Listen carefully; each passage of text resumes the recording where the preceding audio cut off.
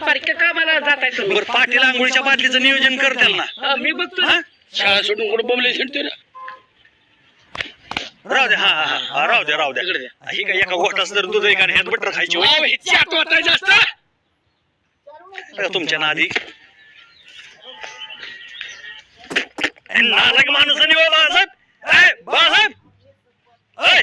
पैसे आमचं खाताय गरीबाचं खाऊन ती खाऊन वर असं म्हणता येईल का फुगिरी गत. अरे गरीब किती माजुरी ते आम्हाला माहित नाही.